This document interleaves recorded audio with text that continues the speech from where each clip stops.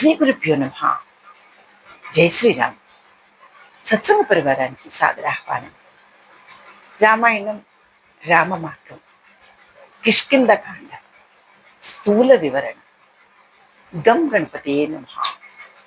వేదవేద్యే పరే పుంసి జాతే దశరథాత్మజే వేదః ప్రాచే సదా సాసీత్ సాక్షాద్ రామాయణాత్మనా వాల్మీకిగిరిసంభూత రమసాగరగామిని పునాది భువనం పుణ్యా రామాయణ మహానది లోకసార సమాకీర్ణం సర్గకల్లోల సంకులం కాన్నగ్రాహ మహామిరం వందే రామాయణార్ణవం. ఓం జై శ్రీరామ్. జై శ్రీరామ్. రామలక్ష్మణులను చూచి సుగ్రీవుడు భయపడి హనుమంతుల వారిని వారి వద్దకు పంపారు. హనుమంతుల వారు సాధువుగా మారి రామలక్ష్మణుల వద్దకు వచ్చి వారి వివరములు అడిగారు. అప్పుడు రాములు వారు లక్ష్మణునితో హనుమంతుల వారి గురించి చెబుతూ ఋగ్వేద యజుర్వేద సామవేదములలో సుశిక్షితుడైన వారు మాత్రమే ఇట్లు మాట్లాడగలరు. మాటలలో ఎక్కడ అపశబ్దమే లేదు. మాటలు పలికేటప్పుడు ముఖం నందు కూడా ఏ వికారము కనపడలేదు.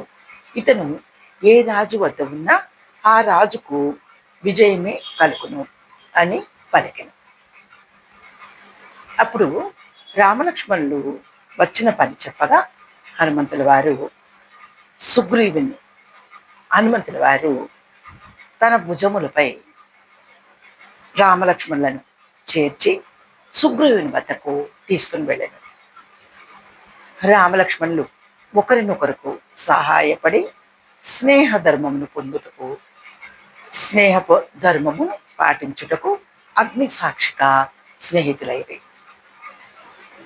సుగ్రీవుడు రాముల వారితో వాలి తనకు చేసిన అన్యాయమును గుర్చి చెప్పి బాధపడింది.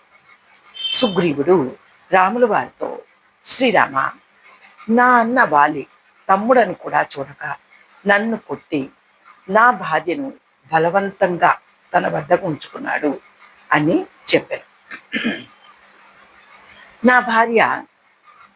నా భార్యను నాకిప్పించురామా అని సుగ్రీవుడు శ్రీరాముల వారిని అడిగాను.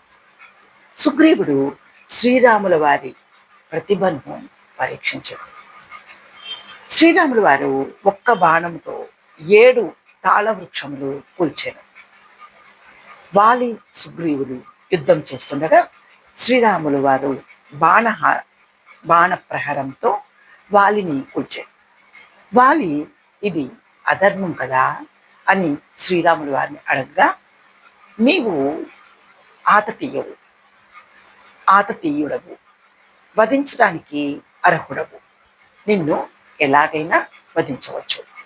తమ్ముడి భార్యను బలవంతంగా ఉంచుకుని తమ్ముడిని కొట్టినావు, కావున నేను నిన్ను వధించటం ధర్మమే అని శ్రీరాముల వారు చెప్పినారు. వాలి శ్రీరాముల వారి సమాధానమునకు సంతృప్తి చెంది మరణించాడు. సుగ్రీవుడు కిష్కింధకు పట్టాభిషిక్తుడై సీతాదేవిని వెతుకుటకు 4 దిక్కుల వానరులను పంపాడు. 1 నెల రోజుల్లోపు అందరు వానరులు సీతాదేవి సమాచారం తెలపాలి అని నియమం. దక్షిణ దిక్కు వెళ్ళే వానరులలో అంగద, హనుమంత, జాంబవంత, నీలుడు తదితర వానరులు ఉండేది. శ్రీరాముల వారు రామ అనే నామము ఉన్న తన ఉంగరం హనుమంతుల వారికి ఇచ్చిరి.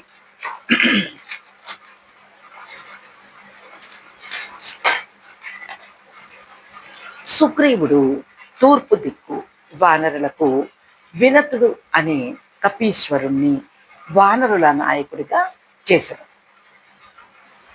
ఈ దిక్కున గంగా, సరయు, కౌశిక నదము, కాళింది, యమున మొదలగు నదుల ప్రాంతమందు సీతాదేవిని వెతుకుడు. బ్రహ్మమాల, విదేహ, మాళవ, కాశీ, కోసల, మగధ, పుండ్ర, అంగ జనపదములు మరియు గ్రామములలో నివసించు జనులను సీతాదేవి కోసం అడగండి. అక్కడ మరియు అడగగలరు మరియు వెతకగలరు. మందరాచల శిఖరమునందు గల గ్రామములలోని జనులకు చెవులు ఉండవు. వారు బలశాలులు, నరభక్షకులు, పచ్చి చేపలు తినేవారు. వారిని సీతాదేవి జాడ గురించి అడగండి. తర్వాత యమద్వీపం, దాని చుట్టూ సముద్రము, తర్వాత సువర్ణ దీపం, రూప్యక దీపం, తర్వాత శిశిరము అను పర్వతం కనపడును. దేవతలు, రాక్షసులు అక్కడ విహరించరు. సముద్రం దాటి సోనా నదమునకు చేరండి. అక్కడ సిద్ధచారణలు విహరించరు. తర్వాత ఇక్షు సముద్రం వచ్చును. అక్కడ మహాకాయులైన అనుచరులు అసురులు ఉందరు. వారు ప్రాణుల నీడను గ్రహించి భక్షించుదురు. వారికి బ్రహ్మ అనుమతి ఉంది. వారిని తప్పుకొని ముందుకు వెళ్ళండి. తర్వాత లోహితము అను మధు సముద్రం దాటండి. శార్మలి అనగా బూరుగు వృక్షములు ఉండేది. ఈ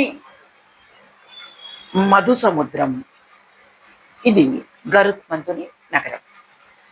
ఈ శార్మలి ద్వీపం నందు మందేహులు అనే రాక్షసులు వేలాడుచుండరు. వారు నిత్యము సూర్యోదయ సమయమున భాస్కరుణ్ణి మింగుటకై ప్రయత్నించారు. ద్విజులు ఇచ్చే గాయత్రి మంత్ర అర్ఘ్య ప్రభావంచే వారు మధు సముద్రమున పడిపోయి మరలా ఉజ్జీవితులై శైల శిఖరములపై వేలాడుచుండరు. ఇలా ప్రతిదినము జరుగుతుండను. తదుపరి ఘృతి, దధి, క్షీరదము సముద్రములు కలవు. క్షీరదము సముద్రం మధ్య వృషభము అను తెల్లని పర్వతం కలదు. ఈ పర్వతంపై సుదర్శనము అను సరస్సు కలదు. తర్వాత స్వచ్ఛమైన మధుర జలములు కల ఒక మహాసముద్రం ఉండదు. ఈ సముద్రంలో ఔర్యుడని ముని నుండి వచ్చిన హయముకుడని బడబాగ్ని కలదు. ఈ సముద్రం ఉత్తరం వైపు ఓ పెద్ద బంగారు పర్వతం కలదు. ఆ పర్వతం నందు సర్పాకృతిలో అనంతుడు కలడు. 1000 పడగలతో సమస్త ప్రాణులకు వంద్యుడు. ఈ సముద్రం దాటిన తర్వాత ఉదయాద్రి అను పర్వతం కలదు. అచ్చట సౌమనసము అను బంగారు శిఖరము కలదు. శ్రీ మహావిష్ణువు వామన అవతార సమయమున త్రివిక్రముడై ఒక పాదము సౌమనస శిఖరంపై, రెండవ పాదము మేరు శిఖరంపై ఉంచాడు. ఈ సౌమనస పర్వతంపై వైఖానసులు, వాలకిల్లులు అను మునులు ఉందురు. తర్వాత సుదర్శన ద్వీపం వచ్చును. సూర్యుడు ఉదయించని మొట్టమొదటి స్థానం ఇది. బ్రహ్మ సృష్టించిన దీనిని. బ్రహ్మలోకమునకు, భూలోకమునకు ఇది ద్వారం వంటిది. ఈ ద్వారం ద్వారా ఊర్ధ్వలోకాలను చేరుదురు. ఈ ఉదయాద్రి దాటిన తర్వాత చీకటిగా ఉంటును. ఇది ఇచ్చట దేవతలు ఉందరు. ఈ ఉదయాద్రి వరకే మీరు సీతాదేవికై వెతకండి. ఇక దక్షిణ దిక్కు నీలుడు, హనుమంతుడు, జాంబవంతుడు, అంగదుడు మొదలగు వానర నాయకులను సీతాదేవిని వెతుకుటకై సుగ్రీవుడు నియమించాడు. అంగదుడు వీరికి నాయకుడు. వీరు వింధ్య పర్వతం నుండి ప్రారంభించి గోదావరి, కృష్ణ నదులు, అశ్వవంతి, అవంతి, విదర్భ, ఋషిక, మహిషిక, వంగ, కళింగ, కౌశిక, దండకారణ్యం, ఆంధ్ర, పుండ్ర, చోళ, పాండ్య కేరళ దేశాలను సీతాదేవికై అన్వేషించండి. మలై పర్వతం తర్వాత కావేరీ నది, అక్కడ ఉన్న అగస్త్య మహర్షి ఆశ్రమం చేరి ఆయన ఆశీర్వాదములు పొంది ఆయన అనుజ్ఞతో తామ్రపర్ణి అను నదిని దాటి పాండ్యరాజుల నగరంకు వచ్చి ఈ ప్రాంతంలో సీతాదేవిని వెతుకుతూ సముద్ర తీరంకు చేరుము. అక్కడ ఉన్న మహేంద్రగిరి పర్వతమును చేరుము. అక్కడ నుండి 100 యోజనాల దూరంలో ఒక మహాద్వీపం ఉండును. ఆ ద్వీపం రావణుని ఆధీనంలో ఉండును. అక్కడ ప్రతి అంగుళం సీతాదేవికై వెతకండి. ఈ సముద్రం దాటుతున్నప్పుడు అంగారక అను ఒక రాక్షసి ప్రాణుల నీడను గ్రహించి ఆహారంగా తీసుకుంటుంది. ఈ విషయంలో జాగ్రత్తగా ఉండండి. ఈ లంకాద్వీపం దాటిన తర్వాత 100 యోజనాల దూరంలో పుష్పికతము అను పర్వతం కలదు.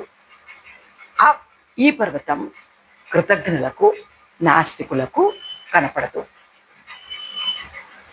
ఓ వనరులారా, ఆ శైలమునకు నమస్కరించి ముందుకు వెళ్ళండి. తర్వాత సూర్యవంతం అను శైలం వచ్చును. ఈ పర్వతం దాటిన తర్వాత వైద్యుతము అను శైలం వచ్చును.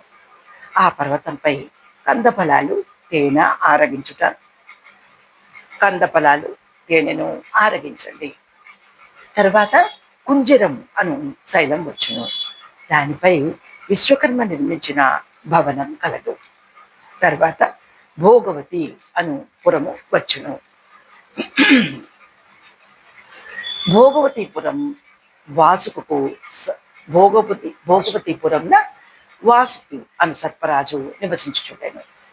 తర్వాత వృషభ పర్వతం వచ్చును. ఈ పర్వతం పసుపు వర్ణితో ఉండును. ఇక్కడ రోహితులని గంధర్వులు ఉండును. ఇక్కడ ఉన్న చందన వృక్షాలను చూడవల్లని గాని తాకరాదు. శైలుషుడు, గ్రామణి, శిగ్రువు, శుభ్రువు, బభ్రువు అను 5 గంధర్వులు ఈ పర్వతంపై ఉందురు. ఈ వృషభగిరి దాటగానే భూమి సరిహద్దు కనపడును. ఇక్కడ సూర్యచంద్రాగ్నులచే వెలుగొందుచు పుణ్యపురుషుల నివాస స్థానము. అనంతరం పితృలోకం కనపడను. అక్కడ వరకు మీరు వెళ్ళరాదు. 1 నెల లోపల భూ సరిహద్దు వరకు వెళ్ళి సీతాదేవి గురించి వెతికి తిరిగి నా వద్దకు వచ్చి నాకు సమాచారం చెప్పవలను. నాకు సీతాదేవి జాడ కనపడెను అని చెప్పే అతను నాతో సమానుడు, నాకు ప్రాణపురుషుడు. తదుపరి పడమర దిక్కు. తార తండ్రి అయిన వానరాజు అయిన సుశేషునికి వద్దకు వచ్చి, తార తండ్రి అయిన వానరరాజు సుశేషునికి దగ్గరికి వద్దకు వచ్చి సుగ్రీవునకు నమస్కరించాడు. సుగ్రీవుడు నీ నాయకత్వంలో 2 లక్షల మంది వానరులలో సీతాదేవి గురించి వానరులతో సీతాదేవి గురించి పడమర దిక్కులు వెతుకుము అని చెప్పాను. సౌరాష్ట్ర, బాహ్లిక, సూర, భీమ ప్రదేశములను సీతాదేవికై వెతకండి. మరుభూములు, నిటారుగా ఉన్న పర్వత ప్రాంతములు వెతకండి. ఇలా వెళ్ళగా సముద్ర తీరమునకు చేరండి. తర్వాత మురచి పట్టణం, జటీపురం, అవంతి, అంగలోపాపురి ప్రదేశాల్లో సీతాదేవికై వెతకండి. హేమగిరి అనే ప్రాంతంలో వెతకండి. సముద్ర మధ్యమున పారియాత్ర అని పెద్ద కొండ కనిపించును. ఆ పర్వత శిఖరంపై 24 కోట్ల మంది గంధర్వులు కలరు. అక్కడకు మీరు వెళ్ళరాదు. అక్కడ సమీపంలో వజ్రగిరి అను పర్వతం కలదు. అక్కడ సీతాదేవికై వెతకండి. ఆ సమీపంలో చక్రవంతం అను పర్వతం కలదు. ఆ పర్వతంపై విశ్వకర్మ 1000 అంచులు గల ఒక చక్రం నిర్మించారు. ఆ పర్వతం వద్ద నివసించుచున్న పంచజనుడు మరియు హయగ్రీవుడు అను దానవులను శ్రీహరి వధించి వారి నుండి పాంచజన్యం, సుదర్శనం అను శంఖం, చక్రం తీసుకుని వచ్చాడు. ఈ పర్వతం వద్ద సీతాదేవికై వెతకండి. ఇక్కడ నుండి 6 యోజనాల దూరంలో వరాహగిరి అను పర్వతము బంగారు శిఖరంతో కలదు. ఇది ప్రాగ్జ్యోతిపురం. ఇక్కడ నుండి 60 యోజనముల దూరంలో వరాహగిరి అను పర్వతం బంగారు శిఖరముతో కలదు. ఇది ప్రాగ్జ్యోతిపురం. నరకుడనే దానవుడు పరిపాలించుచుండెను. అక్కడ వెతకండి. తర్వాత సర్వ సౌవర్ణ పర్వతం వచ్చును. తర్వాత మేఘవంతం పర్వతం వచ్చును. దీనిపై మహేంద్రుడు సురరాజుగా దేవతలు అభిషేకించింది. తర్వాత మేరుగిరి అను పర్వతం వచ్చును. సూర్యుడు ఈ కొండకు ఓ వరం ఇచ్చాను. సూర్యానుగ్రహంచే ఈ కొండ రాత్రింపగళ్ళు బంగారు కాంతులతో విరాజిల్లుచుండును. దేవతలు, గంధర్వులు ఈ పర్వతంపై బంగారు వన్యకల దివ్య తేజస్సుతో వెలుగొందుచుండరు.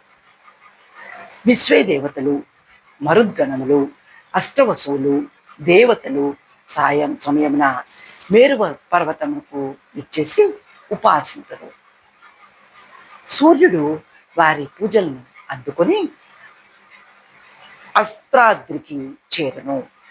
ఈ అస్త్రాచలముపై విశ్వకర్మ ఒక దివ్యమైన భవనం నిర్మించాడు. అది వరుణునికి నివాస స్థానము. మేరుగిరికి అస్త్రాద్రికి మధ్య ఓ మహాతాళ వృక్షం కలదు.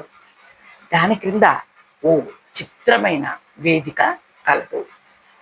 ఆ ప్రాంతంన మేరు సావర్ణి అను మహర్షి కలడు. ఆయనకు మ్రొక్కండి. ఆయన వలన కార్యసిద్ధి కలుగును. ఇక్కడ వరకే సూర్యకిరణములు వెలుగు ప్రసరించును. తర్వాత మీరు వెళ్ళరాదు. తదుపరి ఉత్తర దిశ. శతవతి అను ఓ వానర నాయకుడితో సుగ్రీవుడు ఇట్లు అనెను: వైవస్వతుని అంశంలో జన్మించిన నీవు వైవస్వతుని అంశతో జన్మించిన నీవు ఉత్తర దిశగా వెళ్ళును. హిమవత్ పర్వతం వైపు వెళ్ళును. మ్లేచ్ఛ దేశములు, పులిందుల భూములు, సూరసేనుల రాజ్యం బాగుగా అన్వేషింపుడు. అట్లే ఇంద్రప్రస్థము, కురుక్షేత్రాది భూములు, మద్రక దేశం, కాంబోజి రాజ్యం, యవనుల భూములు, శకుల దేశం, అరట్టక దేశం, బాహ్లిక రాజ్యం, ఋషిక ప్రదేశం, పురురాజు భూములు, టంకణ దేశ ప్రాంతం, చీనా, పరమ చీనా ప్రాంతములు, తర్వాత ఎల్లప్పుడూ మంచుతో ఉండు ప్రదేశములు లో సీతాదేవికై వెతకండి. దేవతలు, గంధర్వులు సంచరించే సోమాశ్రమ ప్రాంతంలో వెతకండి. తర్వాత హేమగర్భం అను పర్వతం వచ్చును. తర్వాత సుదర్శనం అను పెద్ద కొండ వచ్చును. తర్వాత దేవసఖ అను పర్వతం వచ్చును. అక్కడ సీతాదేవి జాడకై వెతకండి. తర్వాత విశాలమైన దుర్గమారణ్యం వచ్చును. తర్వాత కైలాస శిఖరం కనపడును. అచ్చట కుబేరునికి దివ్య భవనం, కుబేరుని యొక్క దివ్య భవనం కనపడును. అక్కడ పర్వత గుహల్లో సీతాదేవి కైవెత్తండి. తర్వాత క్రౌంచగిరికి వెళ్ళండి. అందు ఒక బిలం కలదు. కుమారస్వామి శక్తి అని ఆయుధం ప్రయోగించి బిలం నిర్మించింది. కుమారస్వామి శక్తి అనే ఆయుధం ప్రయోగించి బిలం నిర్మించారు. ఆ బిలం నందు చాలా జాగ్రత్తగా వెళ్ళాలి. తర్వాత ఆ వృక్షము అను పేరు కల కామశీలము అను మానస పర్వతం కలదు. తర్వాత మైనాకము అని పర్వతం వచ్చును. మయుడను దానవుడు ఇక్కడ ఓ భవనం నిర్మించుకొనెను. ఈ గిరిపై కింపురుషులు ఉండరు. మైనాక పర్వతం తర్వాత ఓ పవిత్ర ఆశ్రమం వచ్చును. ఈ ఆశ్రమంలో సిద్ధులు సేవింతురు. వైఖానసులు, బాలకిందులు ఇక్కడ ఉంటారు. వారికి నమస్కరించండి. సీతాదేవి గురించి వారిని అడగండి.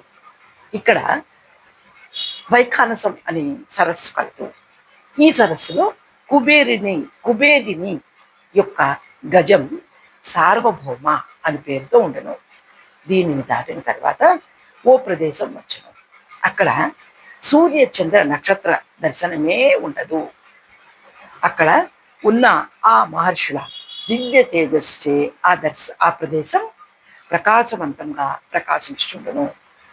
తర్వాత శైలోదము అను నది వచ్చును. ఆ నదికి 2 తీరములను కలుపుచు కీచకములు అని వెదుళ్ళు పెనవేసుకొని వంతెన వలె ఉండి సిద్ధుల రాకపోకలకు తోడ్పడను. ఉత్తర కురు దేశమున పెద్ద నదులు కలవు. ఈ నదులు బంగారు పద్మములు, జలాశయములు, ఎర్ర నల్ల కలువలు, రత్నాలకు నిలయములు అయి ఉన్నది. అచ్చట స్త్రీలు మంచి సద్గుణవంతులు, కిన్నెర సిద్ధులు, నాగులు, విద్యాధరులు స్త్రీలతో కూడి విహరింతులు. తర్వాత లవణ సముద్రం వచ్చును. సోమగిరి అను పర్వతం అక్కడ కలదు. అచ్చట విష్ణు భగవానుడు ఏకాదశమూర్తి అయి శంకర భగవానుడు బ్రహ్మ నివసించుందరు. ఈ లోపు ప్రదేశం వరకే మీరు వెళ్ళగలరు. అక్కడ వరకే సీతాదేవిని వెతకండి. ఈ 4 దిక్కుల ప్రదేశముల విషయములు సుగ్రీవునికి ఎలా తెలుసును అని శ్రీరాముల వారు అడిగారు. దానికి సుగ్రీవుడు, నన్ను వాలి చంపుటకు ధర్మగా ఈ ప్రాంతములు అన్నీ పారిపోయి తిరిగినాను. ఈ భూమి అద్దములోని ఉన్న దాని వలె కనపడను. తూర్పు పడమర దిక్కుకు వైపుకు వెళ్ళిన వానరులు 4 రోజుల్లో తిరిగి వచ్చి సుగ్రీవునితో సీతాదేవి ద్వారా తెలుసుకొనలేకపోతుంది అని చెప్పారు.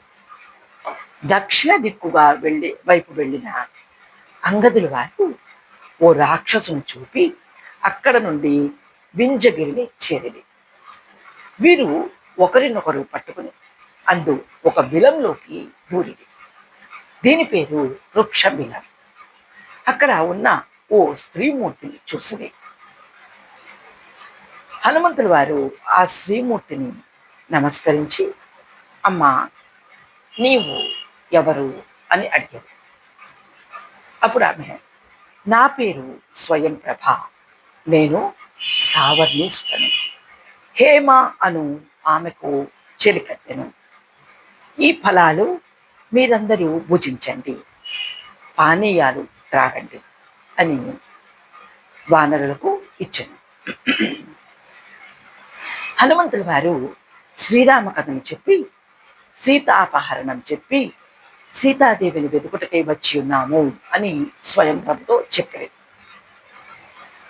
స్వయం ప్రభ ఈ బిలంలోకి వచ్చిన వాళ్ళు తిరిగి వెళ్ళలేరు. కానీ మీరందరూ కళ్ళు మూసుకోండి, నా తపస్సు ప్రభావం చే మిమ్మల్ని ఈ బిలం నుండి బయటకి పంపుదును అని వానరులందరికీ బయటకు చేర్చు. అక్కడ ఉన్న సముద్రం వద్ద అంగదుడు ప్రాయోపవేశం చేశారు. వానరులందరూ ప్రాయోపవేశమునకు పూనుకొనిరి, రామకథను పాడిరి. అక్కడ ఉన్న వింధ్య పర్వతం గుహ బయటకు వచ్చిన సంపాతి అని పక్షిరాజు ఈ వానరులను భక్షించుటకై బయటకు వచ్చిన. అప్పుడు వానరులు చేసిన రామకథలో జటాయువు మరణం ప్రస్తావన వచ్చాను. ఆ వార్త విని సంపాతి అంగదుడితో, నా తమ్ముడు జటాయువు ఎలా మరణించను అని అడిగాను. అంగదుడు శ్రీరామకథను చెప్పాను. అప్పుడు సంపాతి సీతాదేవిని రావణుడు లంకకు తీసుకువెళ్ళటం గురించి చెప్పాను. లంకలో సీతాదేవి ఉంది, నా దృష్టికి కనబడుతుంది అని చెప్పాను. మీరు ఈ సముద్రం దాటి లంకకు వెళ్ళండి అని సంపాతి చెప్పాను. వానరులందరూ సంపాతిని సముద్రం వద్దకు తెచ్చిరి. సంపాతి సముద్ర జలములచే తన తమ్ముడు జటాయువుకు తర్పణం వదిలేను. తర్వాత వానరులతో సంపాతి, నేను జటాయువు ఎవరు బాగుగా ఎగరగలరు అని సూర్యుని వద్దకు వెళ్ళాము. జటాయువు సూర్యతాపంతో బాధపడగా నా రెక్కలలో జటాయువుకు కప్పినాను. నా రెక్కలు సూర్యుని వేడికి కాలిపోయినాయి. అలా కాలిపోయి నేను భూమిపై పడ్డాను. అక్కడ ఉన్న నిశాకరుడు అని ఒక ఋషి ఉండెను. ఆ ముని నన్ను ఓదార్చి, నీ వలన గొప్ప కార్యములు జరుగును. సీతాదేవి జాడకై నీ వద్దకు వానరులు వస్తారు. ఇచ్చట నీవు ఉండి వారికి గొప్ప ఉపకారం చేయుము అని చెప్పాను. మీ రాకకై నేను ఎదురు చూస్తూ 100 కొలది సంవత్సరములు గడిపితిని అని వానరులకు సంపాతి తెలియచేస్తుండగా సంపాతికి ఎప్పటికదే రెక్కలు తిరిగి వచ్చాను. సంపాతి ఆనందంతో, ఓ వానరులారా, నిశాకర మహర్షి యొక్క తప ప్రభావంచే నా రెక్కలు నాకు వచ్చెను, మీకు శుభం కలుగును, సీతాదేవికై వెతకండి, మీ కార్యం సిద్ధించినట్లే అని ఆకాశంపైకి ఎగిరాను. తర్వాత సముద్రం దాటుటకు వానరులు బలపరాక్రమములు ఒకరికొకరు తెలిపారు. అప్పుడు జాంబవంతుడు, నేను చాలా వృద్ధుడను, వామనావతారంలో నేను శ్రీ మహావిష్ణువుకు 21 సార్లు విశ్వ ప్రదక్షిణ చేశాను. అప్పుడు నా శక్తి అంతటిది. ఇప్పుడు నాకు గమన శక్తి సరిపోదు అని చెప్పాను. అంగదుడు, నేను వెళ్ళగలను కానీ తిరిగి రాలేను అని చెప్పాను. అప్పుడు జాంబవంతుడు అంగదునితో నీవు మా నాయకుడు, నీవు వెళ్ళరాదని చెప్పి పరిశీలనగా హనుమంతుల వారిని చూశాను. హనుమంతుల వారు ఒంటరిగా ఒక చోట కూర్చుండాను. జాంబవంతుడు హనుమంతుల వారి వద్దకు వచ్చి హనుమంతుల వారిని ప్రేరేపించుచు, ఓ వానరా, నీవు మహాపరాక్రమశాలివి, నీకు గరుత్మంతునికి ఉన్నంత శక్తి కలదు. వాయుదేవుని వలన అంజనాదేవికి నీవు జన్మించెను. బాల్య దశలో సూర్యుని చూసి నీవు ఫలమనుకుని సూర్యుని గ్రహింపపోక ఇంద్రుని వజ్రాయుధంచే నీ దవడ దెబ్బతినను. అందుకు నీకు హనుమంతుడు అని నామం కలిగెను. అప్పుడు వాయుదేవుడు ముల్లోకములను స్తంభింప చేయక బ్రహ్మ నీకు అనేక వరములు ప్రసాదించెను. ఏ సమయమందైనా నీకు మృతి రాదు అని వరమిచ్చాను. ఇంద్రుడు నీకు స్వచ్ఛంద మరణము ప్రసాదించాను. నాయనా, ఈ సముద్రం దాటి సీతాదేవిని వెతుకుటలో నీవే సముద్రవు, మా అందరికీ ప్రాణదాతవు. నీ శౌర్య పరాక్రమలు చూడాలని అనుకుంటున్నాము, కావున లెమ్ము అని తెలిపిన. హనుమంతుల వారు వెంటనే తన దేహం పెంచి వృద్ధి పొందుతూ వానరులతో సూర్యగమనంతో నేను ప్రయాణం చేయుదును. నా తండ్రి వాయుదేవుని వలె గరుత్మంతునికి వలె లంకకు వెళ్ళి రావణుని లంకను సైతం వికిలించి తీసుకురాగలను. ఈ భూమిపై కాలు మోపి ఎగిరినచో ఈ భూమి నా పరాక్రమమునకు తట్టుకొనలేదు. ఈ మహేంద్రగిరిపై ఎక్కి లంకకు పోవుదును అని మహేంద్రగిరిపై పాదాలతో ఎక్కుతూ తాడన చేస్తూ హనుమంతుల వారు ఎక్కసాగారు. ఏకాగ్ర చిత్తంతో లంకను గూర్చి ఆలోచిస్తూ హనుమంతుల వారు ఆ గిరిని ఎక్కాను. సముద్ర లంకమునకు సిద్ధపడను.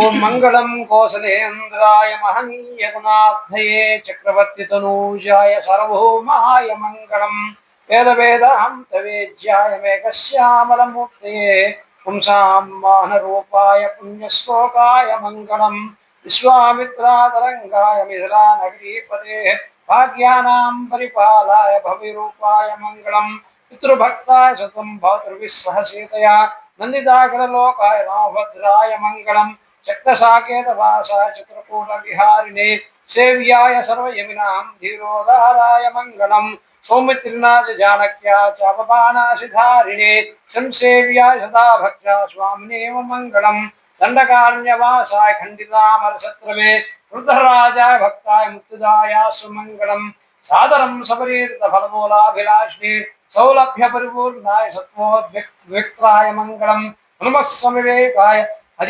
హరీసాభీష్టదాయినే వాలిప్రమదనాయాసు మహాధీరాయ మంగళం హనుమానువాచ నమోऽस्तु రామాయ సలక్ష్మణాయ దేవ్యై జనస్యై జనకాత్మజాయై నమోऽस्तु రుద్రేంద్రయమానిలేభ్యో నమోऽस्तु చంద్రార్కమరుత్కణేభ్యః ఓం యలక్షణపథభ్రష్టం మాత్రాహీనం యద్భవేత్ తత్సర్వం క్షమ్యతాం దేవనారాయణ నమోऽస్తుతే కాయేన వాచా మనసేంద్రియైర్వా బుద్ధ్యాత్మనా వాక్ ప్రకృతే స్వభావాత్ కరోమి యజ్జస్సకలం పరస్మై నారాయణాయేతి సమర్పయామి.